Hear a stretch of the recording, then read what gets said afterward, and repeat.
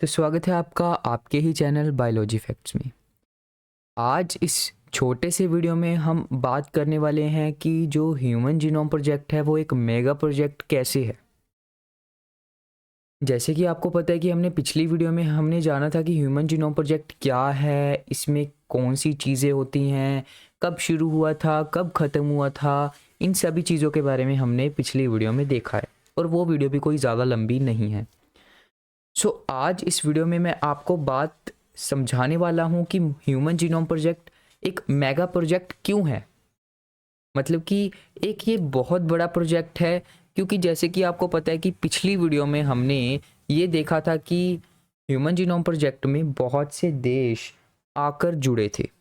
बहुत से देशों के साइंटिस्ट, बहुत से देशों के लोगों ने इसमें पार्टिसिपेशन दी थी, है ना। सो दैट्स वाई ये एक मेगा प्रोजेक्ट तो है ही, ये तो कंफर्म है, ठीक है।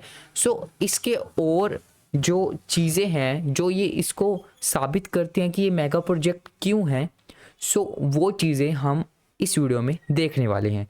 ये वीडियो भी कुछ ज़्यादा लंबी नहीं होगी, एक तरह से ये भी एक शॉर्ट वीडियो ही होगी। बात करते हैं कि ह्यूमन जीनोम प्रोजेक्ट एक मेगा प्रोजेक्ट क्यों है, ठीक है। Because of there are so many reasons कि जो ह्यूमन जीनोम प्रोजेक्ट है एक मेगा प्रोजेक्ट है ना। That's there are so many reasons. Like first is huge cost estimate to be 9 billion US dollars. देखो, यहाँ से आपको बिल्कुल समझ आ रहा होगा कि जो सबसे पहले तो इसमें बहुत से धन की आवश्यकता पड़ी थी, इसमें बहुत सारा पैसा खर्च हुआ था, क्योंकि देखो ये जो प्रोजेक्ट था ये 13 साल तक ये चला था, है ना। ये 13 साल तक चला था, तो इसके बीच बीच में इन्होंने मतलब कि इतने पैसों की कॉस्ट यहाँ पर लगी थी, ठीक है, इतने पैसे लग गए थे। इसकी कॉस्ट 9 बिलियन US डॉलर्स थी। दैट्स वाई पैसों की ये वैल्यू तो आपको पता ही है। और वैसे भी जिसमें ज़्यादा पैसे लगते हों जिस चीज़ में, वो तो वैसे ही बड़ा प्रोजेक्ट ही होगा। That's why because of huge cost of money, because of huge cost estimate to be 9 billion US dollars, that's why this is also mega project. Okay, this is the first reason. Then your second reason is very large number of base pair to identify and sequence. एक mega project इसमें ऐसे भी है कि आपको पता है कि ह्यूमन जीनोम प्रोजेक्ट में क्या होता है, हम इसमें एक बेस पेयर्स की सीक्वेंस को जानते हैं कि कैसे कैसे एडेनिन आता है, कैसे थाइमिन आएगा, ये कैसे लगे होते हैं, कैसे जुड़ते हैं ना। तो ये ह्यूमन जीनोम प्रोजेक्ट में होता है। ये large number of base pair को आइडेंटिफाई करता है। ये मतलब कि हमारी बॉडी में DNA होता है सारा, तो उसमें एक मतलब कि किस तरह से वो बेस पेयर्स DNA के अंदर सीक्वेंस में लगे होते हैं। उस सारी चीज़ की जानकारी भी हम इस प्रोजेक्ट के थ्रू ही लगाते हैं। इस प्रोजेक्ट में उसकी सारी जानकारी बताई गई थी, उसको अच्छे से स्टडी किया गया था। That's why this is the main reason कि जो मतलब कि जो हमारा ह्यूमन जीनोम प्रोजेक्ट है वो एक मेगा प्रोजेक्ट है। तो ये जो सेकंड पॉइंट है ये भी कहीं ना कहीं साबित करता है कि जो हमारा ह्यूमन जीनोम प्रोजेक्ट है एक मेगा प्रोजेक्ट है। Now is your third point. A large number of scientists, technicians and sporting staff, ठीक है। बहुत सारे scientist, technicians and sporting staffs थे, वो इस प्रोजेक्ट में जुड़े हुए थे। इस वजह से भी हम कह सकते हैं कि जो हमारा HGP है एक मेगा प्रोजेक्ट है। Next your fourth point, storage of data. मतलब कि अब मैं बात करूं कि एक मेगा प्रोजेक्ट, ये तो सारी ऊपर वाली चीज़ें आपको सिंपली समझ आ गई होंगी, है ना। तो अगर मैं इसको लिखत में बात करूं, है ना, कितने पेजेस में ये पूरा हुआ था कितना इन्होंने वर्क किया था, तो कितने पेजेस में, कितनी बुक्स में हुआ था, तो समझिए थोड़ा सा।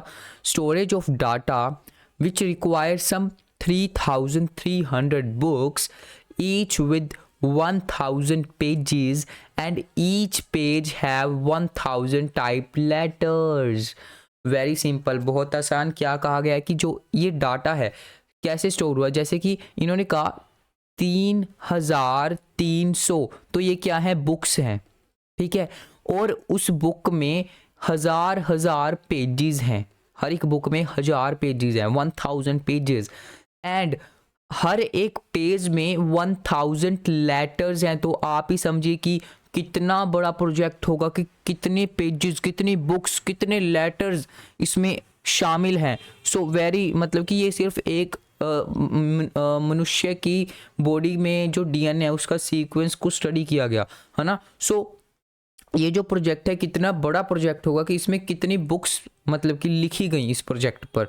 सो भाई मैं तो बिल्कुल आसानी से कह सकता हूँ कि भाई ये तो बहुत बड़ा प्रोजेक्ट होगा, है ना। तो ये डाटा है, एक तरह से मैं कह दूँ कि ये डाटा प्रॉपर नहीं है, ये अप्रॉक्स है, ठीक है। सो अगर कई बार एग्जाम्स में पूछा जा सकता है तो आप इस डाटा को ही मतलब कि आगे लोगे, क्योंकि अगर आप गूगल में कहीं पर भी सर्च मारोगे तो आपको यही डाटा देखने को ज़्यादातर मिलेगा, ठीक है। सो नेक्स्ट अगर मैं बात करूँ, the science of bioinformatic also developed during this period and help HGP।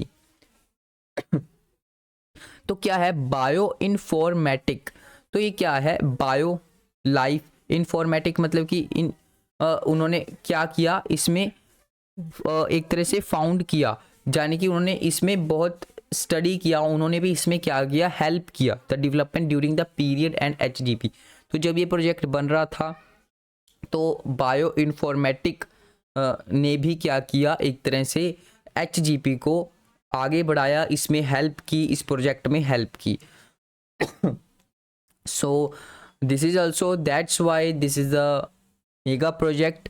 सो यही सारे पॉइंट थे, यही सारी चीज़ें थी कि जो हमारा ह्यूमन जीनोम प्रोजेक्ट है कि एक मेगा प्रोजेक्ट क्यों है। सो वेरी सिंपल, बहुत आसान, बहुत छोटी सी वीडियो रही है। सो बहुत छोटा सा टॉपिक है। So thanks for watching this video, मिलते हैं नेक्स्ट वीडियो में, तब तक के लिए डियर ओके बाय बाय।